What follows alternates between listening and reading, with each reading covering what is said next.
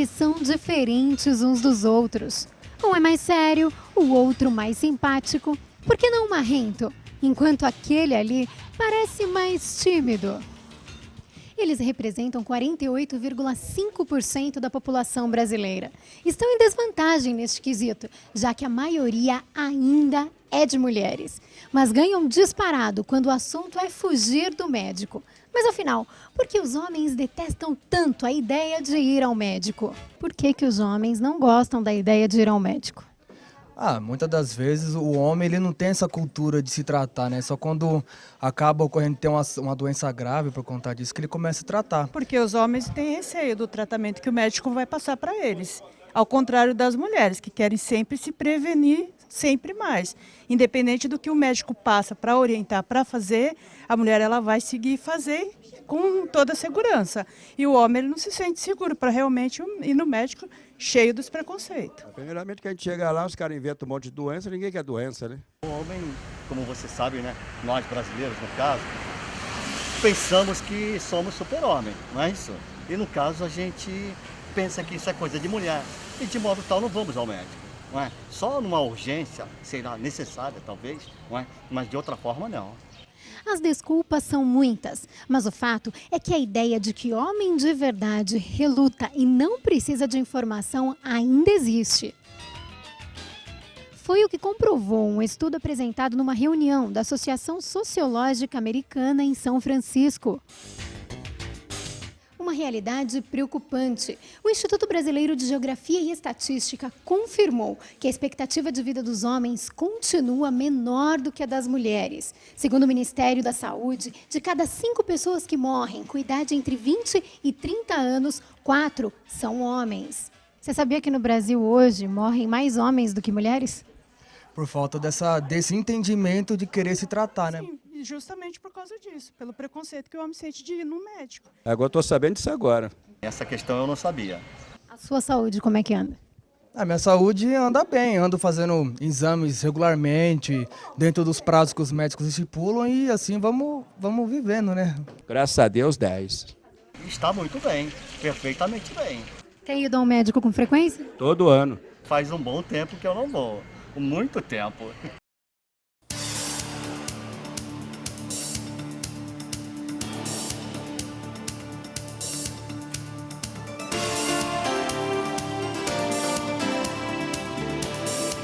Muito boa noite, meu amigo, minha amiga. O nosso encontro de todo final de noite. O nosso ponto de encontro. Programa Ponto de Equilíbrio.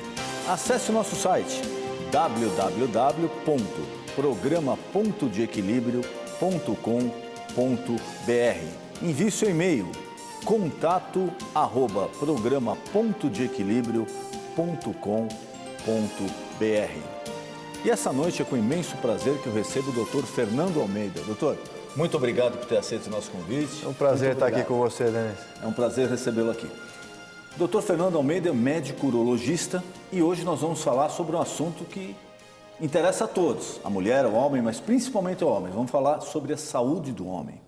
Temas novos, problemas que vêm surgindo, a medicina evoluindo nessa área e eu gostaria de dar uma passada geral. Doutor, saúde do homem hoje em dia, o que mudou na medicina, o que tem aparecido de novidade, quando deve-se começar a cuidar da saúde masculina, quais os problemas, como o homem hoje moderno deve se comportar?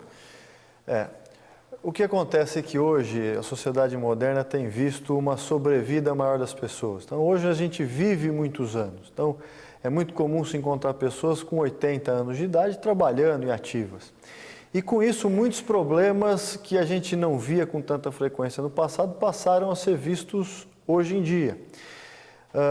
Quando a gente fala em saúde do homem de uma maneira mais abrangente, nós temos que pensar desde a infância. Então, se a gente olhar o homem desde que ele nasce e cresce, então as crianças podem ter alguns pequenos problemas, principalmente relacionados ao pênis e testículo. Então, sempre deve ter uma avaliação, isso geralmente é feito pelo pediatra. Depois que essa criança entra na adolescência, ele fica meio perdido. Então, esse adolescente não sabe se ele vai no pediatra, com quem ele conversa, sobre as coisas do homem. O que seriam as coisas do homem? Por exemplo, a sexualidade. Então, o menino que vai iniciar atividade sexual, às vezes não tem abertura com os pais, não consegue ter um diálogo mais próximo com o pai, com a mãe. Então, aí é ideal dele fazer uma consulta com o urologista, onde ele poderia esclarecer todas as dúvidas de sexualidade, porque se ele tem uma iniciação sexual equivocada, ele pode desenvolver problemas, como por exemplo a ejaculação precoce, a ejaculação rápida. E nessa fase, ali pelos 14, 15 anos de idade, é importante avaliar, porque existe um problema chamado varicocele, que é quando as veias que ficam perto do testículo se dilatam e essas veias esquentam o testículo mais do que devia. E isso pode causar no futuro infertilidade. Então, essa criança, esse adolescente não é diagnosticado, quando ele está com seus 30 anos e vai tentar ter filho, ele tem um prejuízo na produção de sêmen e pode ter dificuldade para ter filho. Sendo que se faz o diagnóstico ali na adolescência, trata uma cirurgia muito simples e ele não vai ter problema na vida adulta. Saindo ainda da adolescência, entrando ali por volta dos 35, entre os 30 e 40 anos de idade, aí na meia-idade, é uma hora que o homem pode apresentar alguns problemas urológicos também, deve fazer uma consulta de rotina, fazer um check-up. E a partir daí, a gente fala ali depois dos 45, 50 anos, que é quando as principais doenças, especialmente da próstata e muitos problemas de sexualidade começam a surgir. Então, na próstata, a gente teria dois principais problemas, que é a hiperplasia benigna e o câncer de próstata. E com relação à sexualidade, os problemas mais comuns que a gente vê é o problema de ejaculação rápida ou ejaculação precoce, problemas de disfunção erétil, déficit hormonal, que o pessoal costuma chamar de andropausa, é um termo que não é muito correto, mas que é fácil de entender, que correlaciona com a menopausa da mulher. E esses problemas estão associados e muito frequentemente ligados ao homem. Então, o homem, depois dos 45, 50 anos, tem uma alta probabilidade de desenvolver algum problema desse tipo e, hoje em dia, felizmente, tudo isso tem tratamento efetivo. Quer dizer, quanto antes começar uma prevenção, melhor. Claro. E aí a ideia da prevenção e a ideia do diagnóstico precoce, que está envolvido nisso. Seria o quê? Exemplo, tem um problema que surge no homem, que é a hiperplasia benigna da próstata, o pessoal resume como HPB. A próstata, na verdade, é uma glândula que fica embaixo da bexiga. A gente imaginar que aqui está a bexiga, a próstata, o canal da urina passa no meio da próstata. Então, a próstata é uma glândula que envolve o canal da urina por onde passa o xixi. Então, é comum homens depois dos 45, 50 anos de idade terem uma diminuição no fluxo, ou seja, vai fazer xixi, sai um jato fraco. Esse já é um sintoma que tem alguma coisa acontecendo. Perfeito. Então, não dói, né, doutor? Não dói, não traz não. Mas o jato começa a ficar fraco, ele começa a acordar à noite para fazer xixi. E os homens, de uma maneira geral, têm uma tendência a não dar atenção para essas coisas. Exatamente. Deixa para lá, depois a gente vê, isso não é nada, faz parte da idade, Mas isso pode ser um alerta de que essa próstata já está começando a comprimir o canal. Comprimindo o canal, fica difícil para sair o xixi. Então, uma consulta com o urologista vai permitir que esse homem fique atento e já comece a identificar essa alteração. Qual a idade que o senhor aconselha? Quando o homem já deve começar, independente se apresentar algum problema, mas começar a cuidar da próstata, pelo menos verificar? Isso. Eu acho que todo homem com 45 anos de idade deve ir no urologista. Não preocupado com câncer, nada disso. Deve ir no urologista bater um papo. Vai lá, conversa, tira dúvidas, esclarece alguma coisa que possa estar acontecendo na parte sexual, alguma coisa com jato urinário, faz alguns exames preventivos. O urologista pode pedir uma rotina de exames, não só da próstata. Quer dizer, o urologista não vai olhar para você e falar assim, isso é uma próstata, Vai olhar a pessoa como um todo e vai orientar ele com relação a colesterol, com relação a diabetes. Então, podemos fazer um check-up, que é o que a gente faz de rotina, um check-up completo. Opa, olha, porque às vezes você encontra uma glicemia aumentada. Está tudo bem, mas ele foi lá e fez um check-up. Então, o urologista hoje é considerado o médico do homem, que é o médico que vai dar atenção a todos os possíveis problemas do homem. E aí vai conversar e vai, pô, mas eu acordo à noite, mas está tudo bem, doutor. Sabe o que é muito engraçado? Às vezes pergunta para o paciente, você está urinando bem? Urino maravilhosamente bem, doutor. Acordo 3, 4 vezes à noite para urinar, vou lá no banheiro toda hora. Ele acha isso normal. Não está bom, está ruim. Isso afeta a qualidade de vida, a qualidade de sono, a pessoa fica irritada durante o dia. Então, a ideia de se viver muito é muito bacana, desde que a gente tenha qualidade de vida, né? Então, é mais ou menos por aí. Às vezes o homem, ele associa muito problema, existe um certo preconceito, principalmente no homem, né, no macho, que ele fala, bom, isso daí afeta a virilidade, ou pode afetar o meu apetite sexual, ou isso vai me prejudicar. Não tem nada a ver uma coisa com outra. A próstata não influencia em nada disso daí, doutor? Não, então, pelo contrário, quer dizer, você procurando o seu urologista, o que ele vai te orientar? Ele vai te falar, poxa, ele vai te orientar da melhor maneira para melhorar essas coisas. Então, com certeza, a maioria dos homens que vão no consultório do urologista saem de lá nessa parte que é o preconceito, né, da sexualidade, muito melhores do que eles entraram. E a próstata em si, o grande problema é que quando existe o câncer de próstata, em algumas situações a gente tem que fazer uma cirurgia e existe uma probabilidade aí de em torno de 30% depois da cirurgia para câncer, que é totalmente diferente da cirurgia para hiperplasia benigna. Então, é uma coisa muito específica. Então, o paciente teve câncer de próstata, fez a cirurgia e por isso ele tem uma chance de desenvolver disfunção erétil.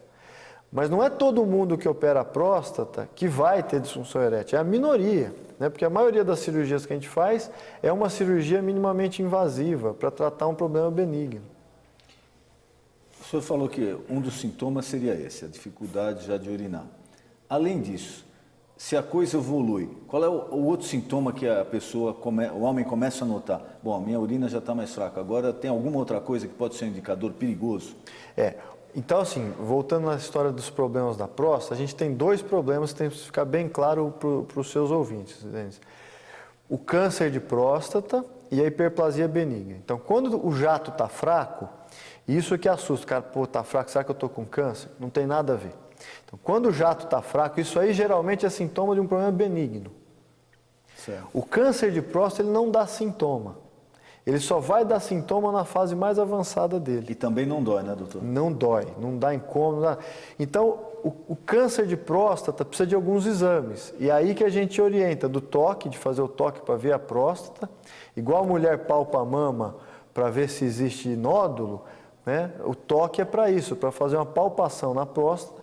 É um exame que demora menos de 30 segundos e você consegue ver algum caroço, algum nódulo. E além disso, tem o PSA, que é um exame de sangue, que é uma enzima, que quando está alterado nos deixa com sinal de alerta para investigar o câncer. Então, o câncer é silencioso. A hiperplasia benigna, que é o que comprime o canal, é essa que vai fazer a pessoa urinar mal, ter dificuldade para urinar.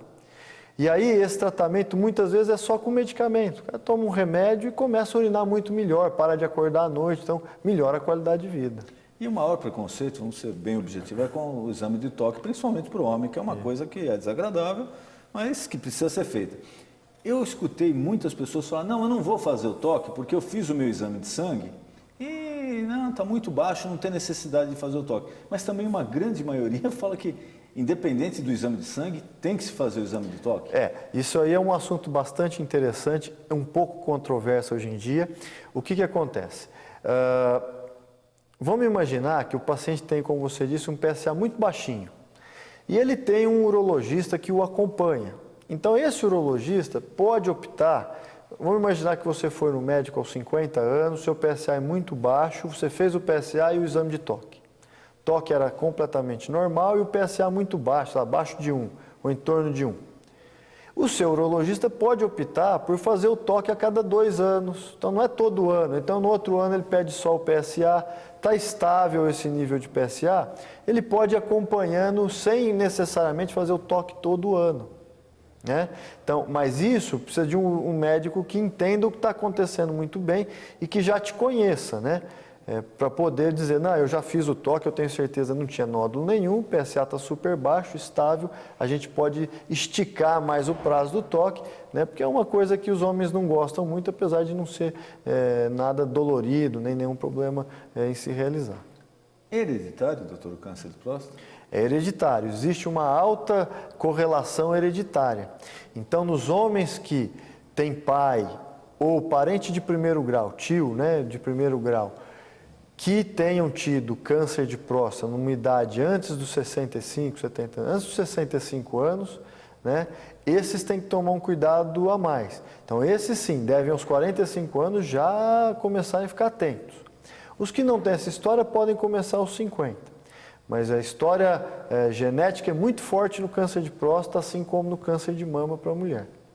E o que a gente deve, o que a medicina já descobriu, nos orienta para o câncer de próstata? O que é bom evitar? O que é bom fazer? Tem alguma correlação? Evita tal tipo de alimento, faça atividade física, ou se não, não ingira bebida alcoólica. Tem alguma relação entre o que é ruim e o que é bom para se prevenir o câncer de próstata?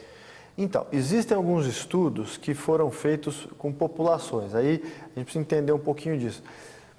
Os estudos fazem assim, olha, você vai lá no Mediterrâneo e observa que aquela população ali tem menos câncer de próstata, por exemplo. No caso, o Japão. No Japão, a incidência de câncer de próstata no Japão é muito mais baixa do que nos Estados Unidos. Se você pegar um japonês nascido no Japão, levar ele para os Estados Unidos e deixar ele morar lá por muitos anos, a frequência de câncer de próstata nesse homem passa a ser igual ao dos americanos.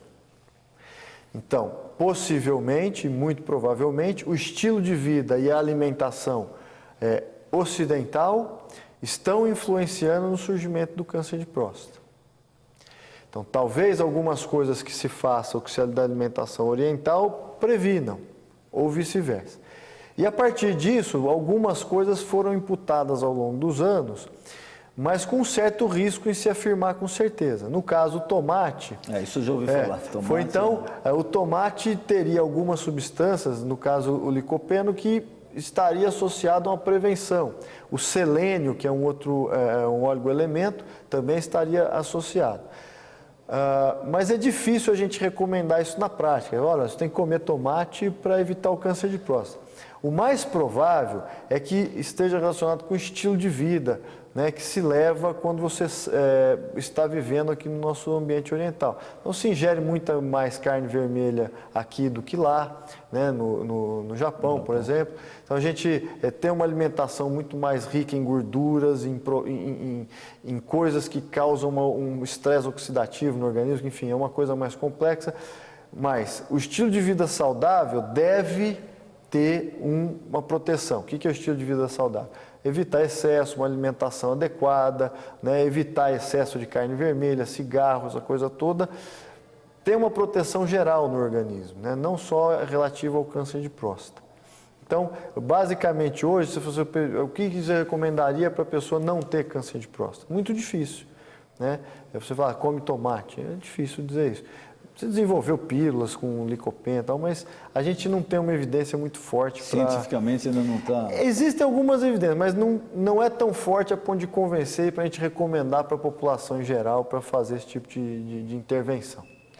E agora vamos falar um pouquinho também sobre outro problema que afeta muito a vida do homem, que é o desempenho sexual.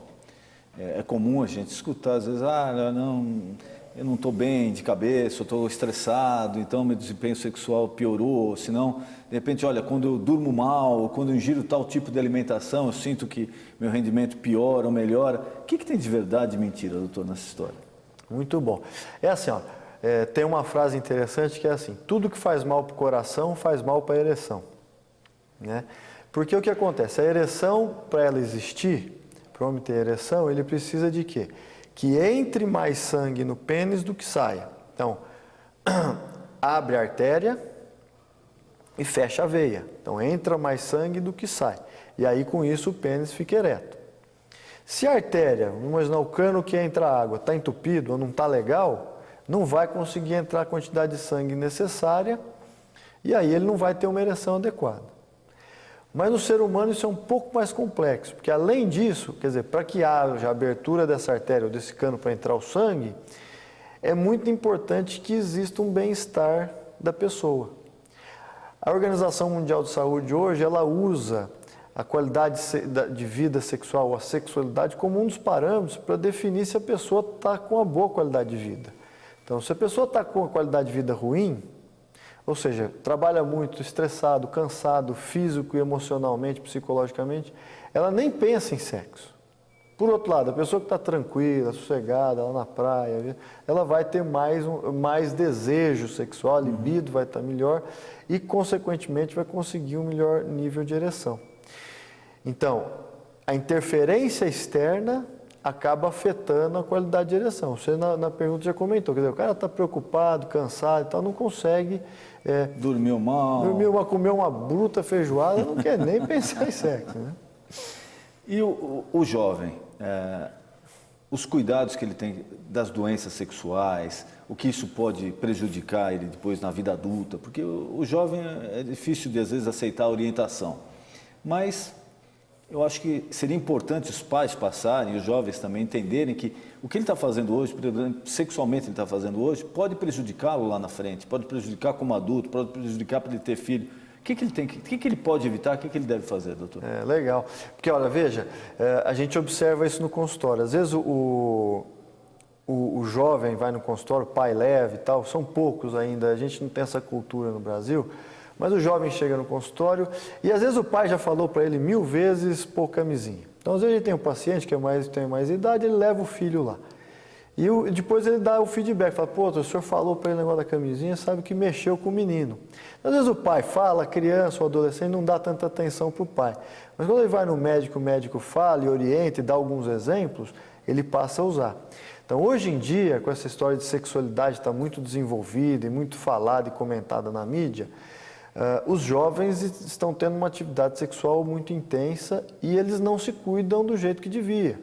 Então, a gente começou a ver no consultório coisas que a gente raramente via no passado. Né? Há 15, 20 anos atrás, eu não via, eu tinha muita dificuldade de encontrar um paciente com sífilis primária. Sífilis é uma doença que praticamente... Né? Hoje eu tenho visto com uma certa frequência no consultório. E é uma doença grave, né? É uma doença que, se não diagnosticada, pode... porque o parasita acaba ficando interno, se você não trata, e ele pode, a longo prazo, se instalar no sistema nervoso e causar sífilis terciária, que é gravíssimo. Então, começa, às vezes, com uma feridinha no pênis, né? E o jovem... Mas, assim, as doenças sexualmente transmissíveis estão tão disseminadas hoje, e os jovens não se cuidam, não usam preservativo, né? Tanto o homem quanto a mulher, né? Que não exige, o homem que também não quer pôr, e acaba contraindo doenças ruins. E a outra coisa que é interessante da gente comentar seria a história lá da infertilidade, né? Então, a gente tratando a varicocele, você poderia prevenir a pessoa de uma fertilização in vitro no futuro, né? Então, existe uma corrente dentro da urologia que defende muito que se faça avaliação dos jovens, porque essa varicocele, que é essa doença que deixa as veias dilatadas, tem uma incidência de 30% na população. 30%? É bem alta. Nem todos os jovens vão ser inférteis, mas muitos têm varicocele, nem todos vão ser inférteis. A gente consegue identificar aqueles que estão correndo risco para poder tratar eles. Então, acho que seria bom deixar claro, infertilidade não tem nada a ver com impotência, né? Nada a ver, nada a ver. A ereção não tem nada a ver com a fertilidade. A ereção, então, voltando na história da sexualidade, o outro problema comum dentro do consultório, Denis, é o problema da ejaculação rápida, né? Fazendo o gancho aí com o jovem. A ejaculação rápida muitas vezes se desenvolve, 100% dos casos são psicogênicos. Então, todo mundo que tem esse problema tem um problema de ansiedade. Então, isso pode ter surgido lá na adolescência, quando ele iniciou a atividade sexual. Porque iniciou, às vezes, uma atividade sexual meio atrapalhada, né? Foi ter a primeira relação sexual numa situação inadequada, né? E aí teve uma ejaculação rápida na primeira relação, a próxima que ele vai ter, ele fica com medo, inseguro, entra ansioso na relação, de novo. Aí aquilo vira uma bola de neve na cabeça dele e ele passa com isso, e às vezes a pessoa passa até 50 anos de idade, 60 anos de idade, com o problema e nunca buscou tratamento. Tem um pouco de vergonha disso, doutor? Ah, o homem, sim. ele fala, tem ejaculação precoce, ou impotência, ou senão não tem uma atividade sexual. Ele, para se abrir, o homem é mais difícil que a mulher? Bem difícil. Veja, a pessoa às vezes vai no consultório para discutir alguma coisa dessa área de sexualidade com a gente, aí ele vem e conversa de outras coisas, e vai, Fala de futebol. Aí você faz tudo, a hora que está para ele ir embora do consultório. Ô, doutor, mas tem mais uma coisinha que eu queria te perguntar. Primeiro ele precisa ficar meio à vontade e tal, para depois ele poder se abrindo com relação a isso. Então, veja, é um problema que está intrínseco com a parte psicológica, né? E é difícil, muitas vezes, de falar sobre isso, né? Porque cria-se um mito, um preconceito que o homem tem que ser machão e tal. Exatamente. E eles ficam inseguros e sofrem com isso por anos, até que busca ajuda. Mas é super comum, eu até comento com os pacientes, às vezes o cara que fala na rodinha, que é o super garanhão da turma, às vezes é o que tem mais problemas de sexualidade. E acaba escondendo. E todo mundo fala, pô, eu tô com problema, esse cara aí não tem nada. Então, às vezes não é assim, ninguém se abre com os amigos, tem dificuldade de se abrir com a gente, com os médicos, ainda mais com os amigos, né? Então fica escondendo. E o uso desses remédios, doutor? Dá o nome, os Viagras e os genéricos. Até que ponto é válido? Então, esses remédios, que são os remédios que ajudam na ereção, foram a grande revolução, eu acho, assim, na parte sexual do século. Porque esses remédios permitiram que os homens prolongassem o tempo de vida sexual ativa, né? Porque antes deles, as opções eram mais agressivas no tratamento.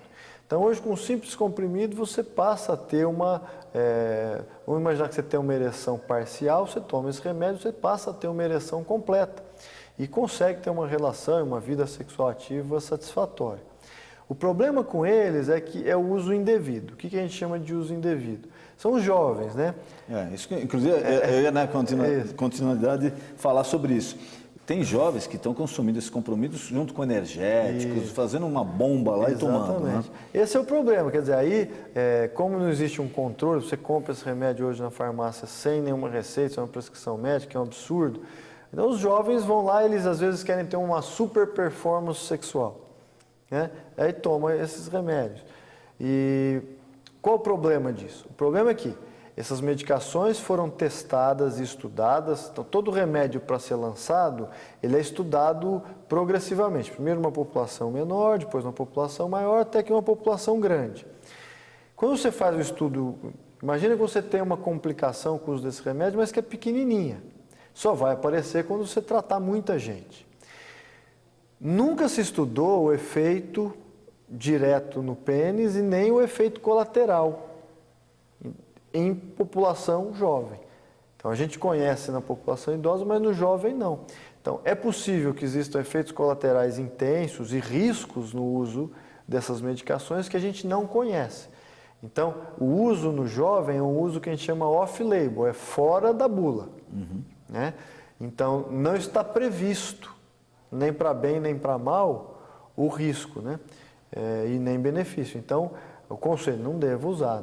Ninguém que tem uma ereção completa e perfeita deve usar esses medicamentos. É porque ele foi desenvolvido para um outro tipo de público-alvo, né? É como falar assim, olha, eu não tenho pressão alta, mas vou tomar um remédio para pressão. É a mesma coisa. Quer dizer, vai cair a minha pressão e eu posso desmaiar na rua. Então, todo remédio tem efeito colateral. E a higiene masculina, doutor? Quais os cuidados que o homem tem que tomar quanto à higiene? Fantástica essa pergunta. Que esse programa ele é rede nacional, né, Denis? E é muito importante isso. Porque nós temos, o Brasil um país continental, vamos dizer assim, e temos diferenças regionais enormes. E dentro do Brasil, que a gente observa que na região norte e nordeste, existe uma alta prevalência, uma das mais altas do mundo, de câncer de pênis. Que não tem nada a ver com câncer de próstata. Nada a ver com câncer de próstata. Câncer de pênis. O câncer de pênis está associado a quê? Está associado à higiene, que é bem a sua pergunta. Então, a higiene do pênis, manter uma higiene adequada, né? Ou seja, expor a glande, água e sabão é o melhor remédio para o pênis. Até, às vezes a pessoa está com uma micose, uma candidíase, que é muito comum no pênis, água e sabonete, mesmo que você use para lavar o corpo, puxar, expor bem a glande, parece simples, né? Mas às vezes as pessoas não fazem. Expor a glande, lavar bem, né? 1, 2 vezes por dia. Com isso você evita um monte de doenças. E, em especial, uma doença grave, que é o câncer de pênis. Só para você ter uma ideia, uma pessoa que tem câncer de pênis, o tratamento é amputação. Amputação.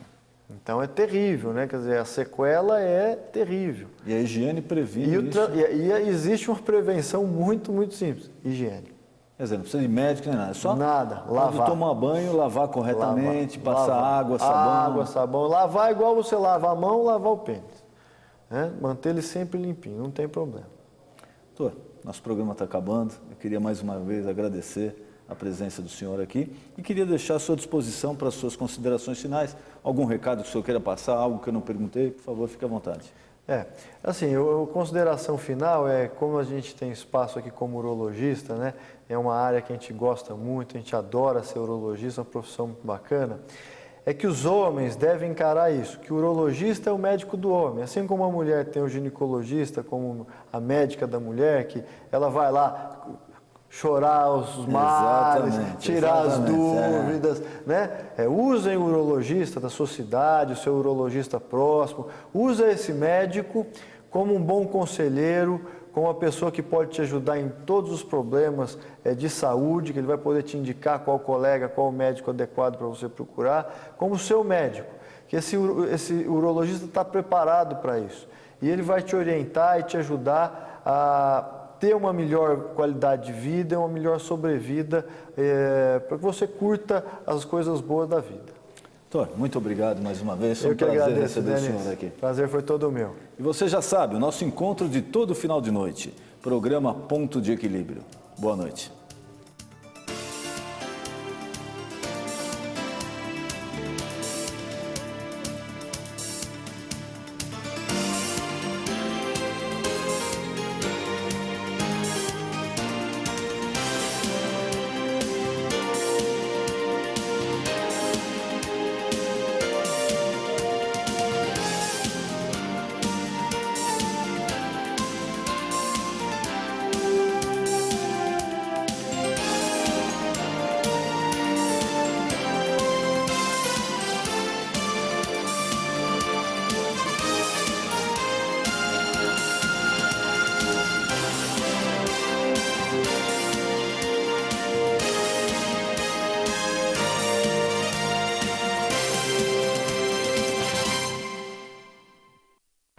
E você já sabe, o nosso encontro de todo final de noite, 00:30, de segunda a sexta-feira, o nosso programa Ponto de Equilíbrio. Espero por você.